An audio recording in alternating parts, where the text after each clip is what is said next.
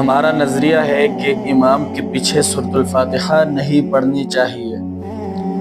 ہم امام اعظم ابو حنیفہ رحمۃ اللہ علیہ کے مقلد ہیں۔ امام اعظم ابو حنیفہ رحمۃ اللہ علیہ نے جب مجلس کے اندر یہ فتویٰ دیا، مجلس سے 5-6 بندے کھڑے ہو گئے، امام صاحب کو کہنے لگے کہ امام صاحب نہیں، امام کے پیچھے سورۃ الفاتحہ پڑھنی چاہیے۔ 5-6 بندے اکٹھے بولنے لگے، امام صاحب کو ان کے بات سمجھ ہی نہ آئے۔ امام صاحب نے کہا یار تھوڑی دیر ٹھہر جاؤ، آپ پڑھے لکھے لوگ ہو، سمجھدار لوگ ہو، آپ کیا کہہ رہے ہیں مجھے سمجھ ہی نہیں آ رہی۔ وہ خاموش ہوئے۔ امام اعظم ابو حنیفہ رحمۃ اللہ علیہ نے فرمایا کہ تم ایسا کرو، آپس میں ایک بندہ منتخب کر دو کہ یہ آدمی مجھ سے بات کرے گا، مجھ سے گفتگو کرے گا۔ انہوں نے ایک بندہ منتخب کر لیا۔ فرمایا کہ امام صاحب اس بندے کو ہم نے منتخب کیا ہے، یہ بندہ آپ سے گفتگو کرے گا۔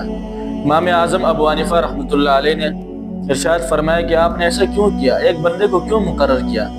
فرمایا امام صاحب اگر ہم سارے اکٹھے گفتگو کریں گے، آپ سے بات کریں گے، آپ کو سمجھ ہی نہیں آئے گی ہم کیا کریں گے۔ امام اعظم ابو حنیفہ رحمۃ اللہ علیہ پہ قربان جاؤں، کہا میں بھی تو یہی سمجھانا چاہ رہا ہوں کہ اگر اکٹھے بولیں گے تو کیا سمجھ آئے گا؟ ایک الحمدللہ رب العالمین پہ ہے اور دوسرا صراط الذین انعمت علیہم پر۔ جواب بھی ایسا ہونا چاہیے، دلیل بھی ایسی ہونی چاہیے کہ اگلے بندہ اس کو تسلیم کرے۔